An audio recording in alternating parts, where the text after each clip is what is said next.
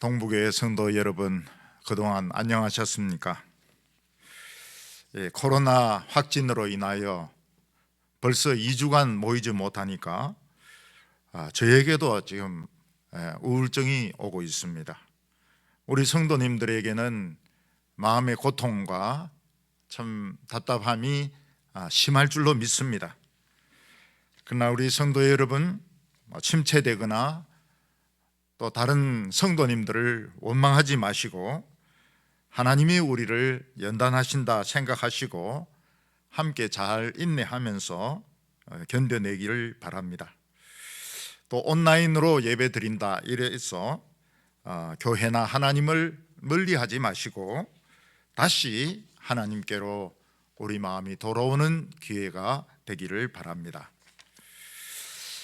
이 베너라는 영화를 보면 베너 친구가 로마에 가서 장군으로 크게 성공을 해서 유대의 통치자로 돌아오게 됩니다. 그 사람의 이름이 이제 메살라인데, 메살라는 어렸을 때부터 친구인 이 베너를 만나가지고 유대인들 중에서 로마를 싫어하고 반대하는 사람들 명단을 제출해라 이렇게 요구를 합니다. 그런데 베너는 내가 어떻게 그렇게 고자질을 할 수 있겠느냐, 내가 어떻게 동족을 배신할 수 있느냐 이래서 거절을 합니다. 그러니까 메살라 친구는 앙심을 품고 사실은 별것 아닌 이 사고, 기와장 몇 개 떨어지는 이런 사고를 가지고 로마 장군을 암살하려고 했다, 이런 큰 죄로 부풀려 가지고 죄수로 로마 그 군용선을 노젓는 노예로 끌고 가게 합니다.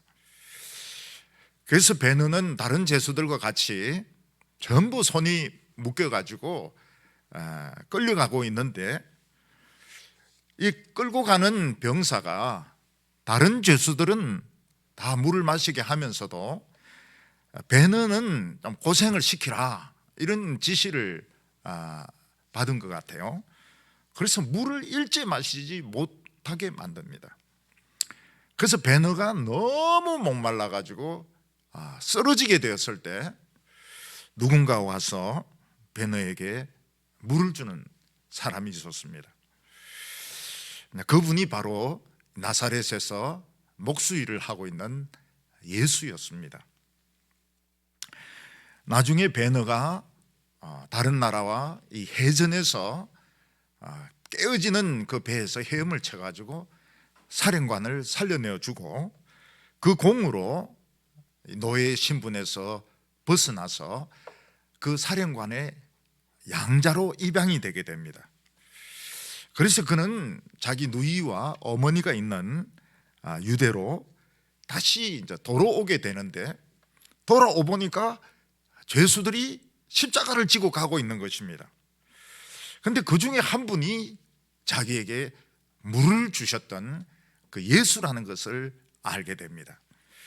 그래서 베너는 빨리 우물에 달려가서 이 물을 가져와 가지고 예수님에게 물을 마시우게 하려고 하지만 로마 군병들은 발로 물그릇을 차가지고 예수님이 물을 마시지 못하도록 합니다. 물론 이게 다 드라마고 영화지만은 참 이 물이라고 하는 것이 참 어려운 사람들에게는 이 냉수 한 컵도 굉장히 중요한 것 같습니다. 예수님께서 십자가 위에서 못 박혀서 그 뜨거운 태양 밑에서 막 타들어갈 때에 예수님께서는 내가 목마르다 그렇게 소리를 지르셨습니다. 그리고 예수님께서는 평소에도 제자들에게 소자 한 명에게 냉수 한 그릇을 대접하는 자는 결코 그 상을 잃지 아니하리라 이렇게 말씀하셨습니다. 이 소자들에게 냉수를 주는 것은 바로 예수님에게 냉수를 주는 것과 같기 때문입니다. 제가 서울에서 전도사 생활을 하고 있을 때 한 달에 한 번씩 이 안양에 가서 작은 유치원에서 원장님과 그 따님 되시는 선생님과 이렇게 한 달에 한 번씩 예배를 드렸습니다. 어린이들은 다 가고 난 뒤에 그 예배를 마치면 그 원장님이 밥을 아주 그 맛있게 반찬도 아주 깔끔하게 이렇게 만드셔가지고 식사를 대접하시고, 그리고 제가 올 때는 그 10만 원짜리 수표를 딱 접어가지고 꼭 주곤 했습니다. 근데 그 당시만 해도 이 10만 원은 적은 돈이 아니었습니다. 그리고 그 유치원이 큰 유치원이 아니기 때문에 저에게 그렇게 줄 수 있는 여유가 있는 것도 아니었습니다. 근데 그 원장님, 권사님은 꼭 그렇게 했습니다.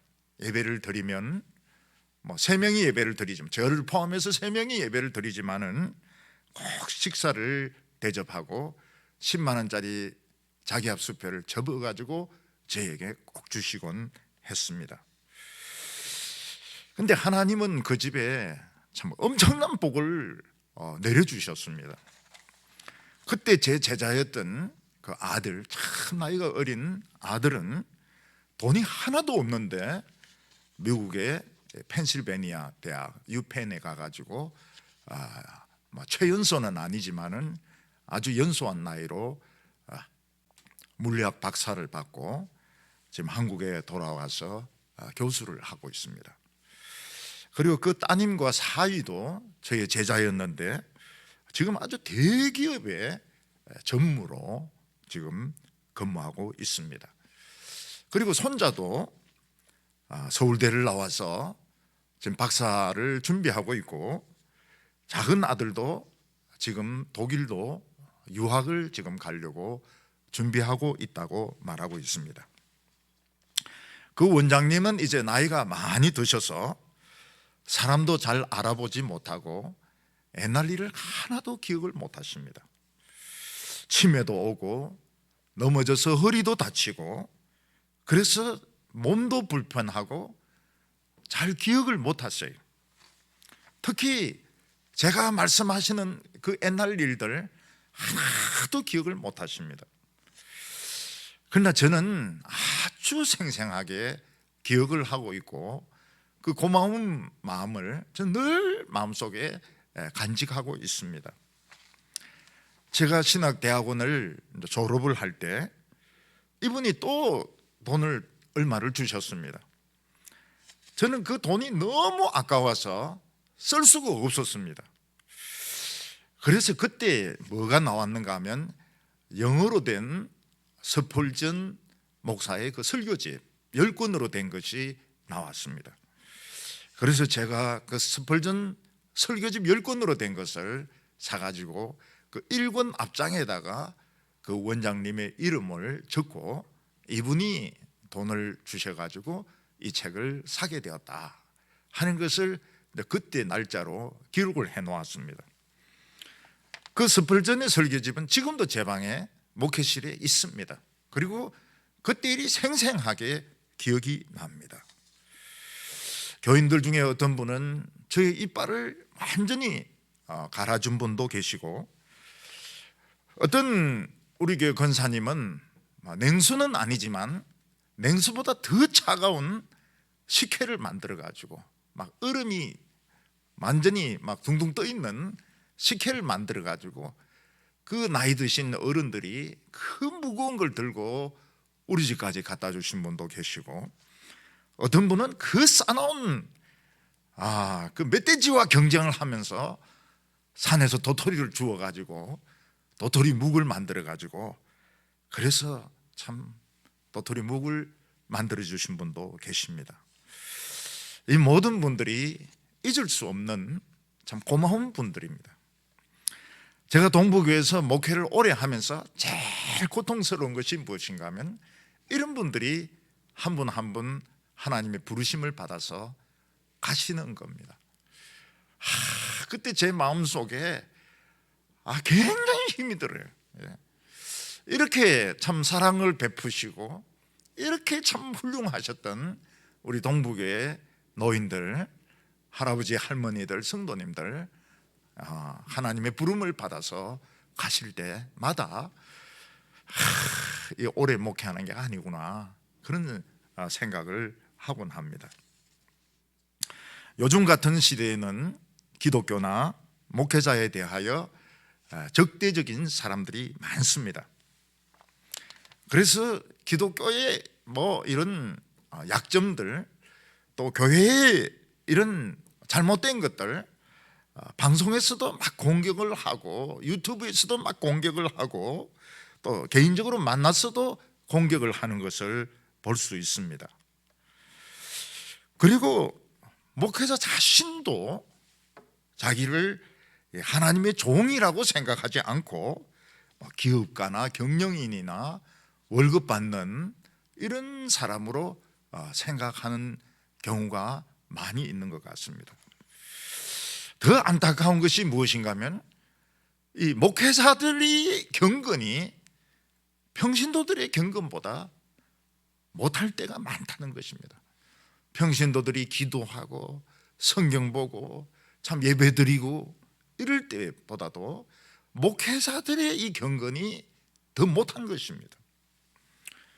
또 어떤 교회에서는 장로님들이 목사 위에 막 올라서려고 하고, 그리고 목사를 잡아먹지 못해가지고 막 으르렁거리는 이런 모습들을 많이 볼 수가 있습니다.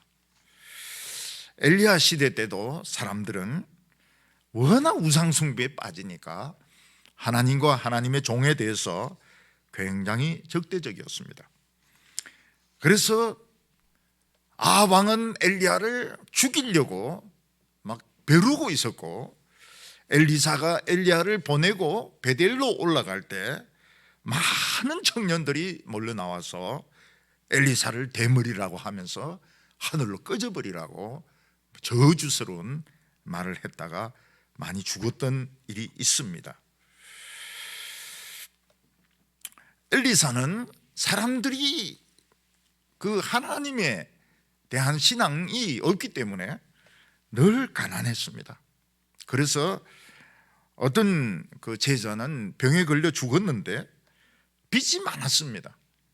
그러니까 체주가 와서 그 과부에게 당신 두 아들을 종으로 팔아야 되겠다, 빚을 좀 탕감해야 되겠다, 이렇게 해가지고 아들들을 종으로 데려가려고 했습니다. 그런데 그런 가운데 엘리사와 하나님에 대해서 굉장히 사랑하는 마음을 가진 여인이 있었습니다. 그 사람이 바로 수넴 여인이었습니다. 이 수넴 여인은 선지자와 하나님의 말씀을 아주 귀하게 생각을 했습니다. 엘리사는 동네 다닐 때마다 밥 주는 집이 없어가지고 막 굶주리면서 다녔는데, 이 수넴 여자는 엘리사가 올 때마다 맛있는 식사를 대접을 했습니다. 그리고 엘리사가 쉴 데가 없어서 나무 밑에서 앉아 있고 나무 밑에서 졸고 있고 어떤 때는 돌 위에서 졸고 있고 이런 걸 보고 마음껏 쉴 수 있도록 다락방을 지어가지고 엘리사가 참 마음대로 쉬고 묵상할 수 있도록 도와주었습니다. 물론 엘리사도 이 수넴 여자에 대해서 참 고맙게 생각했지만 하나님께서도 이 수넴 여자를 굉장히 고마워하셨습니다.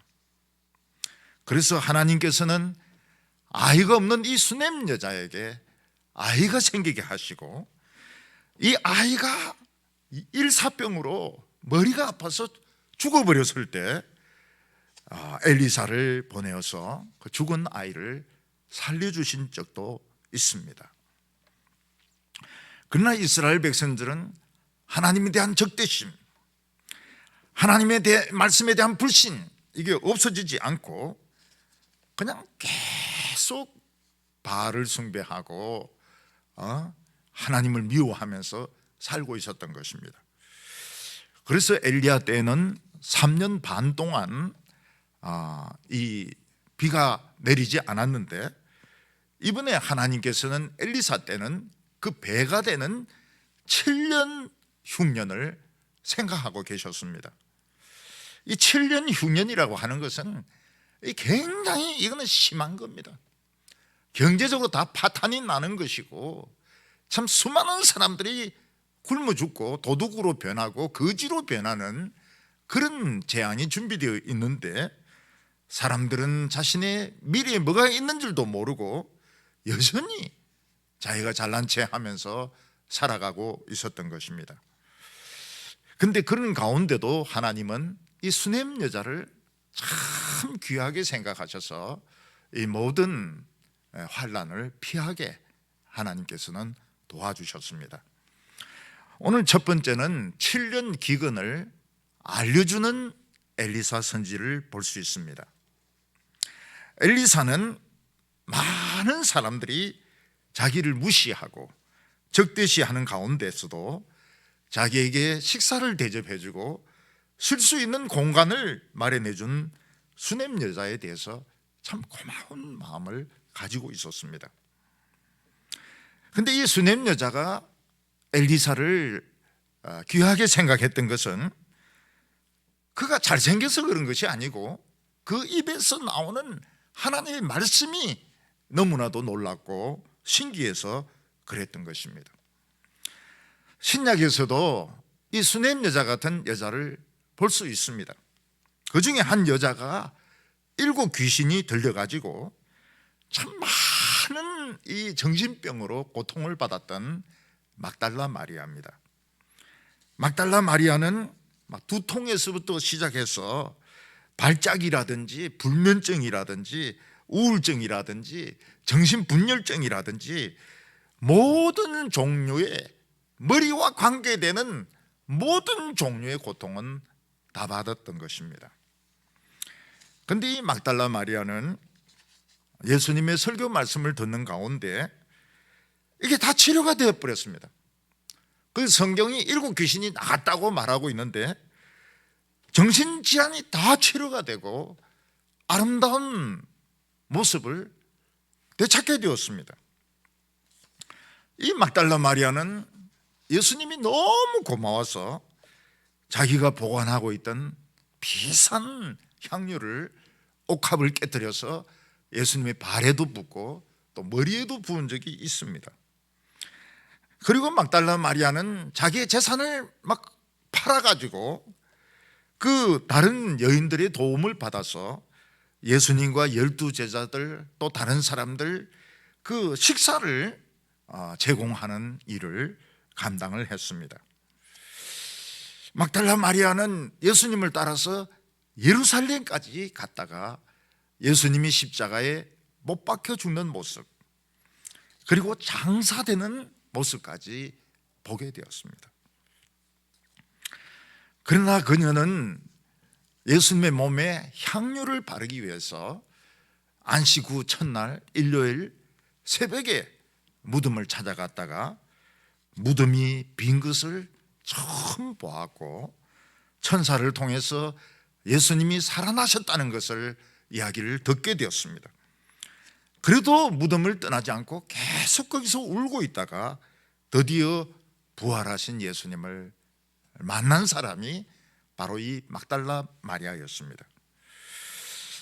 그래서 이 막달라라는 그 이름은 영어에서도 그렇고 우리에서도 그렇고 참 이런 좋은 이미지를 주고 있습니다. 이 옥스퍼드 대학은 여러 칼리지가 모여 있습니다. 그런데 큰 칼리지도 있고 조그만 칼리지도 있습니다. 그런데 그 큰 칼리지 3개 중에 하나가 뭔가 하면 모드린 칼리지입니다. 이 모드린이 뭔가 하면 이 막달리나를 이제 그렇게 부르는 겁니다. 모들린이라고. 모들 쓰는 거는 막달리나라고 씁니다. 모드린 칼리지, 3개 큰 칼리지 중에 하나인 것입니다. 엘리사는 수넴 여자가 너무 고마웠기 때문에 일부러 그를 찾아가서 하나님의 계획을 알려주고 피하도록 했습니다. 오늘 1절 말씀을 보면 엘리사가 이전에 아들을 다시 살려준 여인에게 이르되 너는 일어나서 내 가족과 함께 거주할 만한 곳으로 가서 거주하라. 여호와께서 기근을 부르셨으니 그대로 7년 동안 임하리라. 이렇게 말씀했습니다. 사람들이 자신에게 미래에 일어날 일을 알 수만 있다면 얼마나 참 인생이 쉽겠습니까? 사업하는 사람은 자기가 거래하는 업체가 장차 부도가 나서 자기 회사까지 망하게 된다는 것을 미리 알 수만 있으면 절대로 그 회사와는 거래를 하지 않고 부도도 당하지 않을 것입니다. 어떤 사람이 운전을 하다가 교통사고가 나서 사람들이 죽었는데 그걸 미리 안다면 절대로 그 길로는 운전을 해서 가지 않을 것입니다. 어떤 나라에 큰 기근이 나고 홍수가 나고 화산 폭발이 일어나고 전쟁이 일어나가지고 폐허가 될 줄 안다면 시간이 있을 때 미리 다른 곳으로 이사를 갈 것입니다. 이스라엘 백성들은 엘리야 때 있었던 그 3년 반의 기근을 잊어먹어 버렸습니다.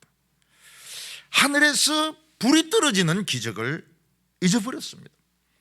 그래서 여전히 하나님에 대해서 적대적이고 하나님의 말씀에 대하여 참 무시하는 이런 자세를 가지고 아주 불이하게, 사회적으로 아주 불공평하게 그렇게 정치를 하고 거래를 하고 생활을 했습니다.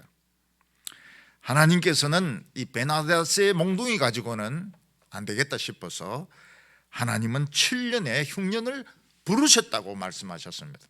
하나님이 흉년아 오라 하면서 흉년을 불렀던 것입니다. 대흉년이 오면 아무리 돈이 있고 양식이 있는 사람도 굶주리게 되고 특히 강도나 도둑이 들끓어서 이제 이들이 부자 집안을 쳐들어가 가지고 사람들 다 죽이고 양식이나 폐물 같은 것을 뺏어가는 경우가 굉장히 많습니다. 엘리사가 우려했던 것도 바로 이것입니다. 이 수넴 여자는 밭이 있는 사람이고 양식도 있는 사람이고 또 하나님에 대한 신앙이 있는 사람이었습니다. 사람들은 이제 이런 사람을 제일 싫어합니다.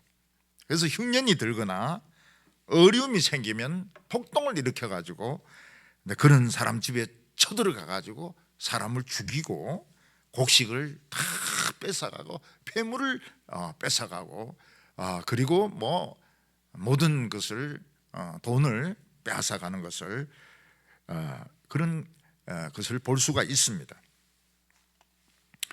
그래서 엘리사는 아직 시간적인 여유가 있을 때 수넴 여자를 찾아가서 식구들 다 챙기고 양식도 다 챙기고 폐물도 다 챙겨가지고 어디 있어야 할 만한 곳으로 주거를 옮기라고 이야기를 했습니다. 수넴 여자는 이 엘리사의 말을 하나님의 말씀으로 믿었기 때문에 엘리사의 말대로 모든 재산을 다 챙겨가지고 피난을 갔습니다. 그래서 곡식과 폐물과 그리고 뭐 하인들을 챙겨가지고 아무 일도 없는데 이사를 떠나니까 사람들은 전부 이상하게 생각했습니다. 아니 저 여자가 미쳤나? 이런 생각을 했지만 곧 7년 흉년이 닥치게 되었습니다. 이 수넴 여자는 블레셋에 가서 7년을 살았습니다. 그동안 이스라엘에는 7년 동안 엄청난 흉년이 생겨가지고 사람들은 거지나 강도로 변하고 참 부잣집을 습격해서 사람을 죽이고 곡식을 빼앗고 뭐 돈이 될 만한 것은 다 빼앗고 어떤 데는 옷도 빼앗아 가지고 사람을 알몸으로 만들고 강탈하곤 했던 것입니다. 옛날 서울에 청계천 이 양쪽에는 참 피난을 내려왔거나 빚으로 쫓겨왔거나 그냥 무작정 서울에 상경한 사람들이 그 피난민 촌을 이루어서 청계천 가에 굉장히 많이 살고 있었습니다. 그들은 막 매일 싸우는데 뭐 사람이 싸워서 다치거나 죽어도 경찰도 오지도 않습니다. 거기 사는 사람들의 주업은 뭔가 하면 이 종이나 이 고물을 줍는 것이었습니다. 옛날에는 넝마주이라는 그런 사람들이 있었는데 등에 큰 이 대나무로 만든 통을 어깨에 메고 길에 다니면서 이제 종이를 주워 가지고 고물상에 팔아서 먹고 사는 사람들이 많이 있었습니다. 이 청계천 변에 있는 이 무허가 집들은 이 난방도 제대로 엉터리로 되어 있어 가지고 매년 연탄가스에 중독이 되어서 죽는 사람들도 생겼고, 또 영양실조로 폐결핵이나 또 다른 결핵에 걸려서 죽는 사람들도 있었습니다. 근데 제가 서울에 올라왔을 때는 이 청계천에 있는 그 무허가 집들을 전부 다 철거하고 청계천 고가도로가 만들어진 때였습니다. 이 사람들은 서울에 있는 여러 곳에 집단으로 이렇게 옮겨지게 되었는데 그것도 마찬가지였습니다. 사람들은 맨날 술 마시고, 돈 없는 사람들이 또 술은 또 무슨 돈으로 사는지 모르겠어요. 맨날 술 마시고 부인과 애를 두들겨 패고, 처녀들이 어두운 길을 가다가는 막 급탈을 당하고 이런 일들이 있었던 것입니다. 저는 서울에 있는 중학교에 시험을 치러 올라와 가지고 고향에 내려가지 못하고 양계장에서 생활을 했습니다. 저는 양계장에서 그 중학교 고등학교 시절을 보낸 것이 굉장히 부끄러웠고 참 원망스러웠습니다. 우리 집이 조금만 돈만 있었더라면 참 공부를 잘했을 텐데 이 생계가 이 해결이 안 되니까 그냥 공부하는 것도 아니고 이거 뭐 노는 것도 아니고 양계장에서 얹혀가지고 몇 년을 지나면서 참 힘든 시기를 보내었습니다. 근데 나중에 이 청계천 이야기를 듣고 난 뒤에 보니까 양계장은 특급 호텔이었습니다. 하나님이 우리 식구를 위하여 준비한 호텔과 마찬가지였습니다. 저는 거기서 계속 공부를 하고 계속 교회를 다니고 계속 성경을 읽어가지고 결국 대학까지 들어가게 되었습니다.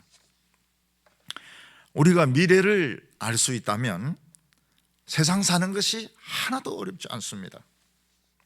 사람들은 자신의 미래를 모르기 때문에 누구와 결혼을 해야 될까? 어떤 직업을 선택해야 될 것인가? 또 이민을 가야 될 것인가 말아야 될 것인가? 많은 고민을 하고 또 미래를 불안해하기도 합니다. 요즘 젊은이들은 군에 가는 것을 굉장히 겁을 냅니다. 그래서 옛날에는 뭐 그런 일이 없었는데 요즘 애인들까지, 부모는 물론이고 애인들까지 그 소집하는데 따라가 가지고 막 힘을 내라고 막 이러는데 우리는 참 그게 기가 막히죠. 군대에서 훈련 받는 게 그게 뭐가 힘들다고 애인까지 따라와 가지고 막 격려를 해주는가. 군대 갔다 온 사람들인데 물어보면 군대 하나도 힘들지 않다고 합니다. 야야야야, 군대 그냥 힘들 거 하나도 없다. 그냥 시키는 대로 하면 된다. 시키는 대로.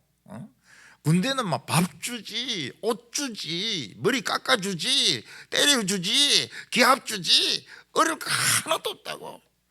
그래도 군대 안 갔다 온 사람들인데는 군대 가는 것이 굉장히 두려운 것입니다.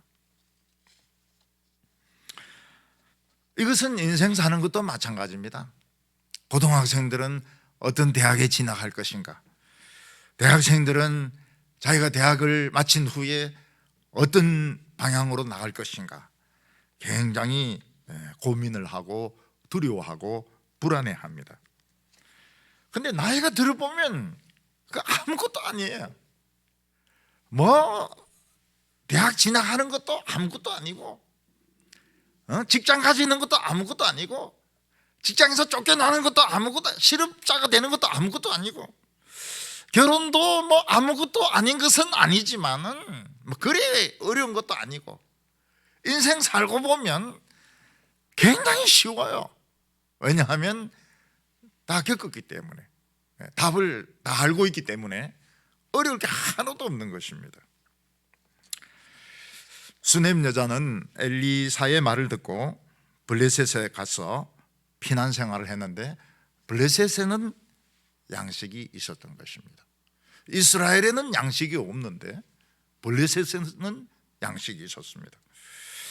그래서 수넴 여자는 자기가 가지고 갔던 양식을 먹고, 또 그 양식이 떨어지면 폐물을 팔고, 그러면서 7년을 무사하게 잘 지냈던 것입니다. 오늘 두 번째는 고향으로 돌아오는 이 수넴 여자를 보게 됩니다.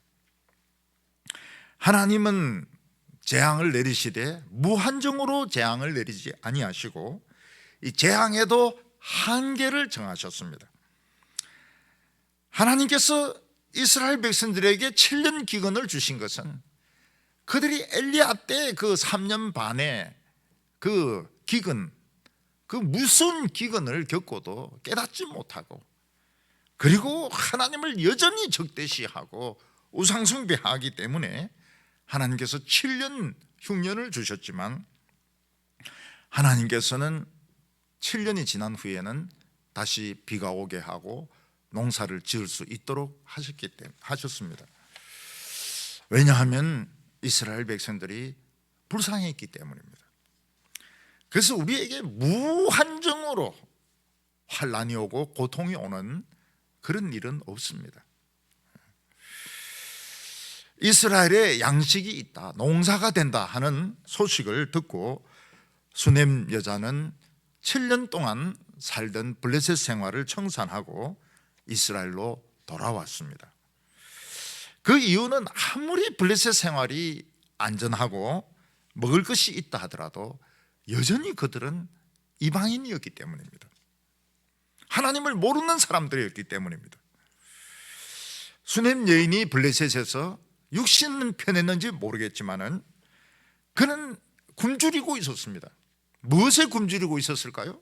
하나님의 말씀에 굶주리고 있었던 것입니다. 그래서 수넴 여자는 하나님의 말씀이 있고 선지자가 있는 이스라엘 땅으로 다시 돌아오게 되었습니다. 하나님의 백성들은 하나님 말씀 떠나서 아무리 직장 생활하고 공부를 하고 여행을 다니고 세상 재미를 누린다 하더라도 만족할 수가 없습니다. 왜냐하면 또 다른 갈증이 있기 때문입니다.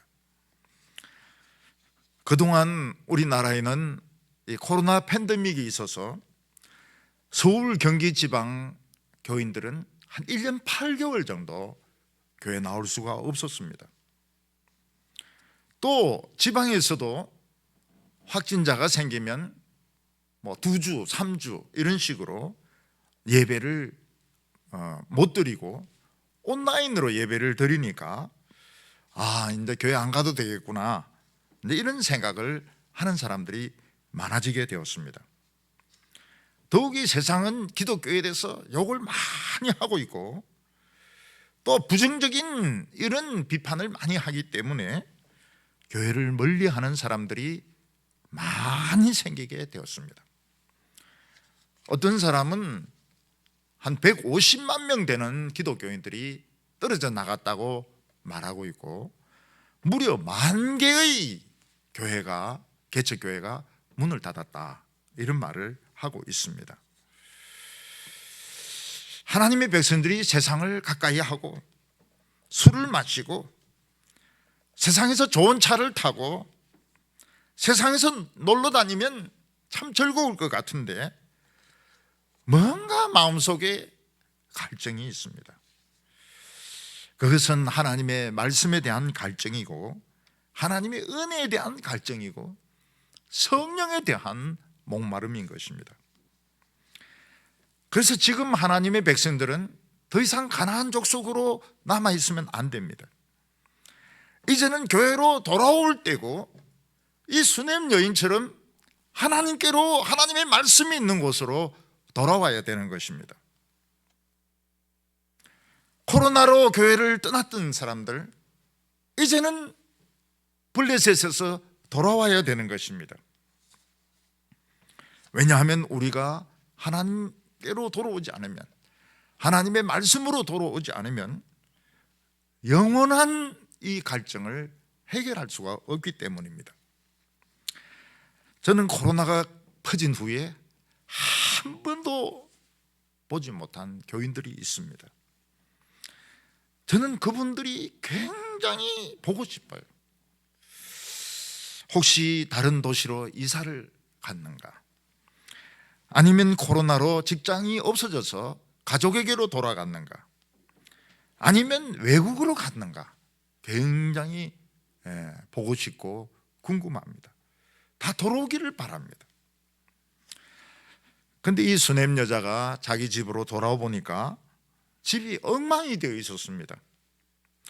자기가 살던 집은 막 세상에서 권세가 있고 힘이 아주 막 센 조폭 두목 같은 사람이 차지하고 있었고, 그리고 밭은 이 사람 저 사람들이 막 나누어 가지고 말뚝을 쳐 가지고 거기서 자기 마음대로 농사를 짓고 있었고, 뭐 포도밭이라든지 뭐 감람나무라든지 전부 자기 것으로 다 만들어 가지고 아무도 빗기려고 하지 않았습니다. 수넴 여자도 이제 돈이 없는데, 양식도 없고 폐물도 없고 아무것도 없는데, 아마 남편도 블레셋에 있는 동안에 죽은 것 같아요.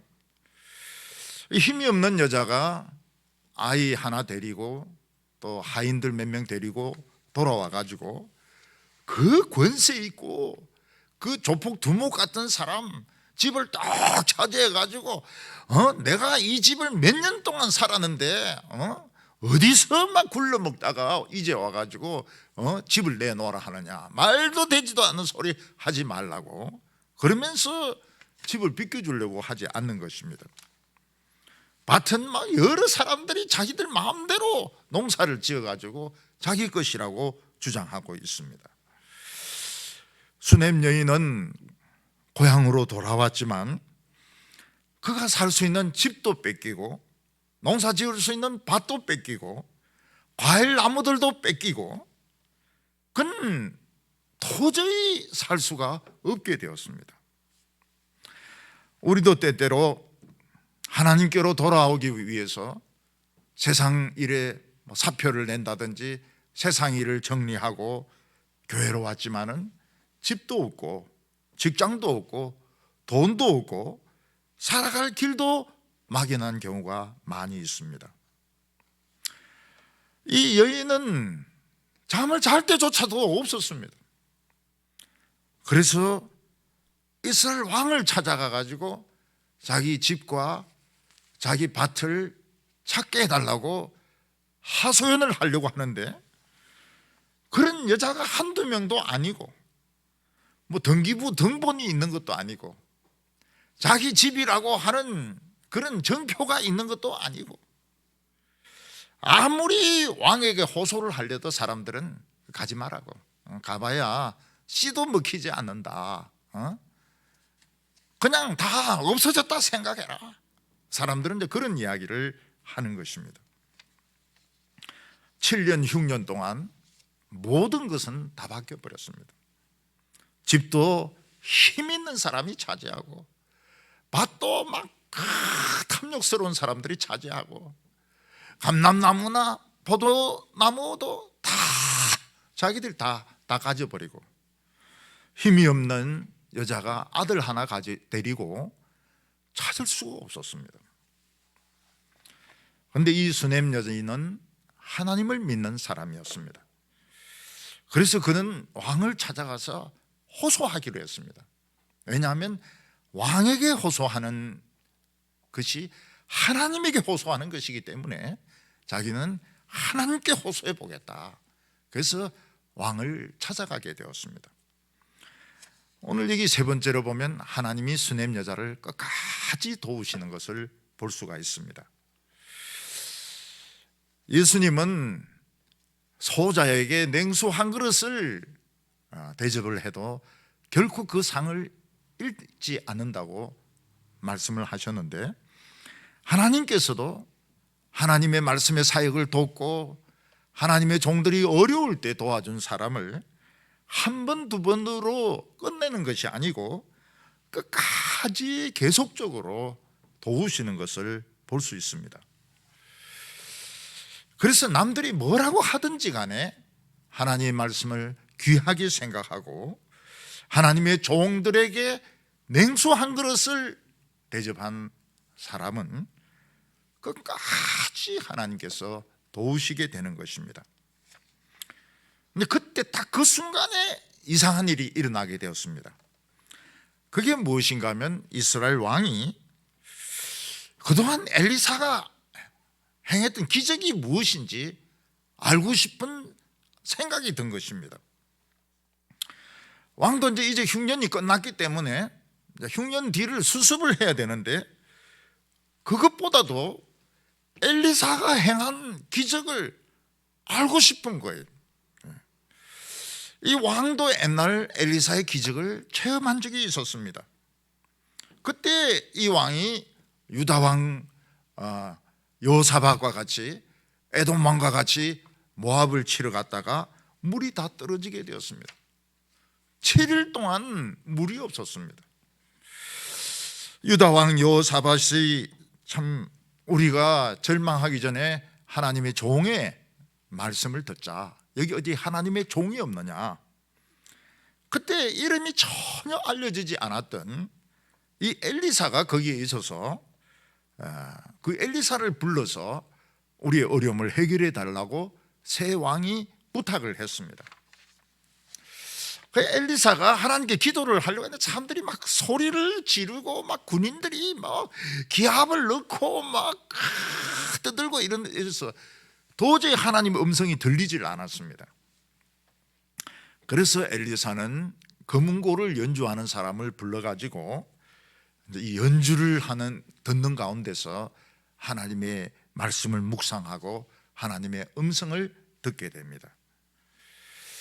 그래서 우리가 이 예배를 드리는 데 있어서 이 음악이 굉장히 중요합니다. 이 음악, 올겐 굉장히 중요해요. 피아노 굉장히 중요합니다.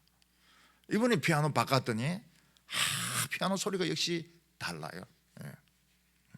오케스트라도 잘하면 좋습니다.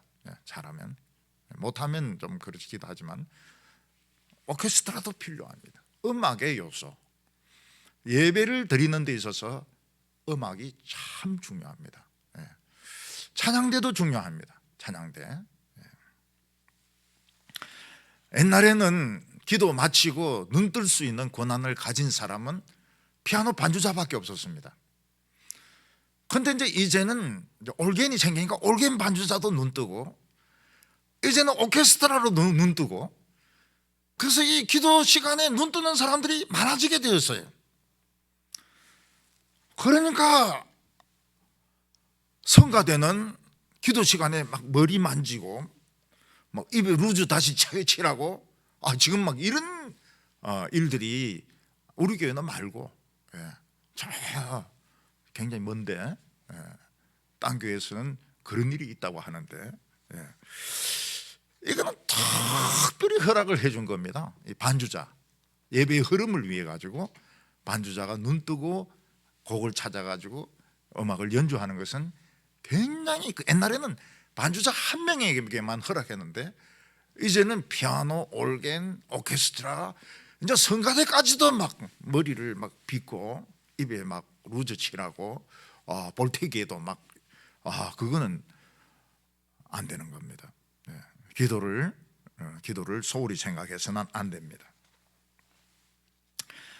그때 엘리사는 그 검은고 연주 가운데 하나님의 음성을 듣고 말도 안 되는 하나님 말씀을 전합니다. 이게 엘리사의 용기입니다.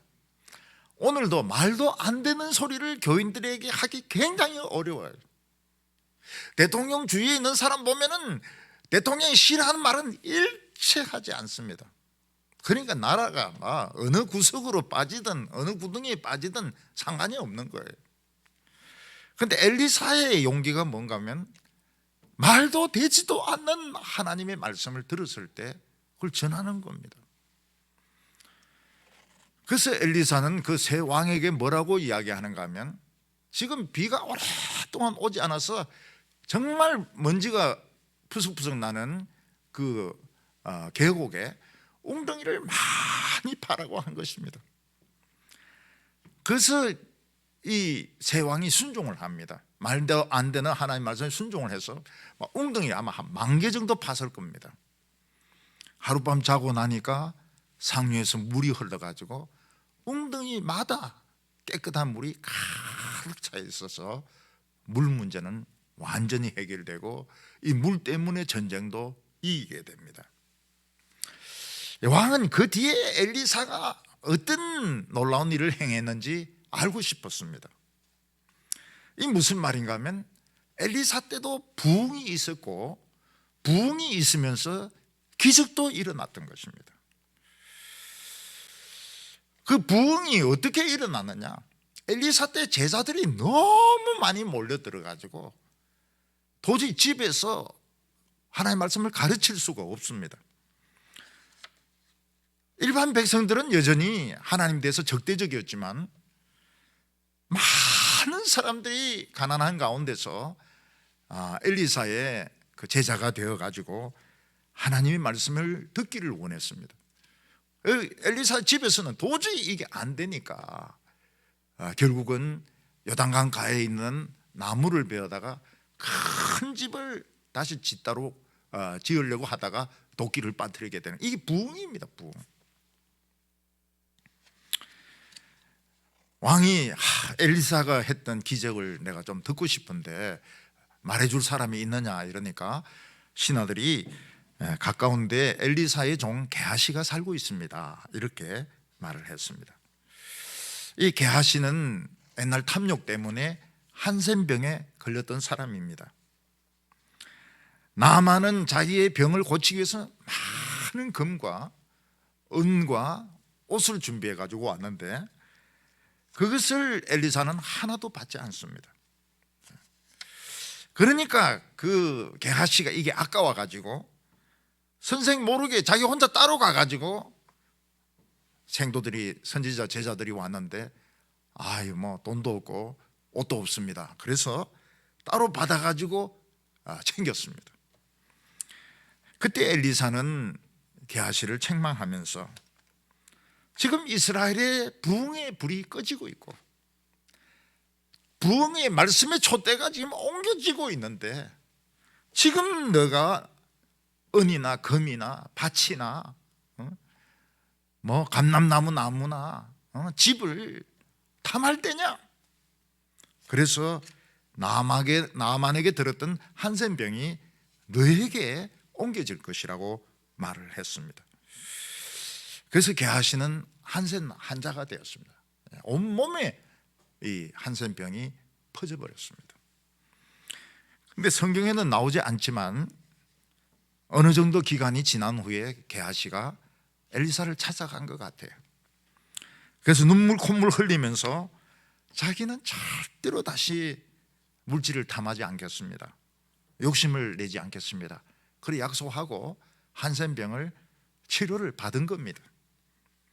그래서 왕은 게하시를 불러가지고 나는 그 엘리사가 행한 그 기적의 이야기를 듣고 싶다. 이 기적은 부흥의 결과입니다. 부흥이 막 일어날 때 기적이 막 일어나요. 그래서 교회에서 웬만한 병은 다 낫습니다. 그리고 청년들이 막 몰려와가지고 결혼을 하는데 진짜 결혼 많이 합니다. 신학생들도 엄청나게 나옵니다. 신학생들 엄청나게 나와요. 제가 서울에 목회할 때는 학생들이 감히 목회한다는 소리를 못했습니다. 네. 우리는 목사님 같이 그렇게 못한다고. 근데 제가 떠나고 난 뒤에 굉장히 많은 청년들이 신학을 했습니다. 그래서 미국의 고든 콘을 그 총장이 우리 학생인데 물었습니다. 너무 제자들 교회 출신이 많으니까 제자들 교회가 한국에서 굉장히 큰 교회냐고. 그래서 그 학생이 이야기를 했습니다. 우리는 큰 교회가 아니고 아주 작은 교회였다고. 그런데 참 그 제자들 교회 출신들이 우리 학교를 많이 거쳐가고 많이 목사가 되었다고 총장이 그런 이야기를 한 적이 있습니다. 이스라엘 왕은 게하시를 불러가지고 엘리사가 한 기적을 좀 너희한테 이야기를 해주기 바란다, 그렇게 부탁을 했습니다. 4절에 그때 왕이 하나님의 사환 게하시와 서로 말하여 이르되 너는 엘리사가 행한 모든 큰 일을 내게 설명하라 하니. 엘리사는 그때 좀 의식을 잘 못했던 것 같아요, 처음에는. 근데 엘리사 때 부흥이 있었고 기적이 있었습니다. 엘리사의 집이 터져나갈 정도로 제자들이 몰려든 것도 이게 부흥의 증거인 것입니다. 엘리사의 삶은 기적의 연속이었습니다. 엘리사가 자기 밭을 남에게 주고 소도 다 처분하고 그냥 맨손으로 엘리야의 종이 되었을 때는 망한 것 같았습니다. 더욱이 엘리야가 불말과 불병거를 타고 하늘로 올라가고 엘리사 혼자 남았을 때 엘리사는 더 망한 것 같았습니다. 그러나 엘리사가 엘리야의 옷을 가지고 요단강을 치니까 요단강이 갈라졌습니다. 여호수아 이후로, 엘리야 이후로 또 요단강이 갈라졌던 것입니다. 이 기적이죠. 엘리사는 베델의 곡식들이 다 떨어지니까, 열매들이 떨어지니까 그 물을 고쳤습니다. 베델의 청년들이 대머리라고 하면서 막 조롱하고 꺼지라고 이야기하는데 저주를 해버리니까 막 성난 암콤 2마리가 숲에서 뛰쳐나와가지고 무려 42명을 물어 죽였습니다. 그때 도망친 사람까지 합치면은 상당히 많은 청년들이 이 엘리사를 조롱을 했던 것을 알 수가 있습니다. 그래서 엘리사를 조롱하려고 해도 잘 보고 해야 됩니다. 옆에 숲이 있느냐 없느냐, 그리고 숲 안에 뭐 곰이나 들개가 있는가 없는가 보고 조롱을 해야지, 그냥 대머리라고 했다가 이 곰들이 막 화가 나가지고 그냥 42명을 물어 죽였던 것입니다. 엘리야의 그 많은 제자 중에 하나는 병이 들어서 죽었습니다. 그러니까 체주들이 그 제자의 아이들을 종으로 데려가려고 했습니다. 그때 엘리사는 그 과부에게 말도 되지도 않는 소리를 합니다. 그게 뭔가 하면 모든 이웃에게 가서 빈 그릇을 빌릴 수 있는 대로 다 빌리라는 것입니다. 빈 그릇을 빌리가 뭐 하려고 그럽니까? 그러나 이 과부는 엘리사의 말을 믿었고 빈 그릇을 많이 빌려가지고 딱 한 병 있는 기름을 가지고 부었을 때 기름마다, 그 그릇마다 기름이 다 차게 되어서 그 기름을 팔아서 빚도 갚고 생활도 하게 되었던 것입니다. 엘리사는 베나다시 이스라엘 공격할 때마다 그 비밀을, 군사작전 비밀을 알아내어서 왕에게 알려주었고, 베나다시 군대를 보내서 그 엘리사가 있는 성을 포위했을 때, 도단성을 포위했을 때 불말과 불병거를 볼 수 있도록, 그 제자 중에 하나가 불말과 불병거를 볼 수 있도록 해 주었습니다. 심지어 아람 군대가 사마리아를 포위해서 사람들이 막 아이까지 삶아 먹을 때 엘리사는 내일 이맘때에 고운 가루 한 스아에 한 세겔 하고 보리 두 스아에 한 세겔 할 것이다. 그저 먹는 거나 마찬가지입니다. 그때 왕의 신하가 대적을 합니다. 하늘의 창문을 열어도 그런 일은 일어날 수 없다고. 그 말은 맞는 말입니다. 그러나 하나님은 아람 군대를 쫓아버리고 실제로 사람들의 먹는 양식 문제를 24시간 안에 다 해결했습니다. 그 하나님의 말씀을 대적하던 신하는 사람들이 막 미니까 넘어져서 깔려서 배가 터지고 막 얼굴이 뭉개져 가지고 죽었던 것입니다. 그런데 게하시에게 제일 인상적이었던 것은 역시 수넴 여자의 죽은 아이를 살린 것이었습니다. 그래서 이 수넴 여자의 그 아이가 아마 일사병인 것 같아요. 태양을 너무 많이 받아가지고 죽었을 때, 머리 아프다 하면서 죽었을 때 엘리사가 내 지팡이를 가지고 가서 애 얼굴에 이거 갖다 놓으라고. 근데 아이는 살아나지 않았습니다. 근데 엘리사가 직접 달려와서 아이 위에 엎드려 가지고 손에 손을 잡고 입에 입을 맞추고 눈에 눈을 맞추고 간절히 기도하고 또 간절히 기도했을 때 아이가 7번 재채기를 하고 아이는 살아났던 적이 있습니다. 그래서 게하시는 왕에게 엘리사가 한 기적은 정말 많습니다. 그렇지만은 가장 대표적인 그 한 가지를 들라고 한다면 죽은 아이를 살린 것입니다. 이렇게 이야기를 했습니다. 그때 왕은 그걸 믿지 않았습니다. 게하시에게 엘리사가 아무리 능력이 많다고 하지만 어떻게 죽은 아이를 다시 살릴 수 있는가? 나는 도저히 믿을 수가 없네. 이렇게 대답을 했습니다. 근데 바로 그 순간 수넴 여자가 자기 아들을 데리고 왕에게 와서 내가 흉년 동안 집도 뺏기고 밭도 뺏기고 포도원도 뺏기고 다 뺏겼는데 왕이시여 이걸 찾을 수 있도록 해주시기를 바랍니다. 저는 문서도 없습니다. 등기부 등본도 없습니다. 그러나 이것은 사실입니다. 그때 게하시가 딱 보니까 바로 그 수넴 여자인 겁니다. 그래서 왕에게 뭐라고 하면 저 여자입니다. 저 여자가 아이를 가졌고 저 옆에 있는 저 아이가 저 청소년이 죽었다가 살아난 애입니다. 막 바로 그 자리에서 이야기를 했습니다. 그래서 왕이 물어봅니다. 진짜 너가 그 여자냐? 응? 애인데 네가 죽었다가 난 살아난 애. 저는 모르죠. 엄마가 알죠. 엄마인데 물어보면 진짜 네 아들이 죽었다가 살아났냐? 맞습니다, 왕이시여. 이건 틀림없는 진실입니다. 이 타이밍이 얼마나 기가 막히는지 모릅니다.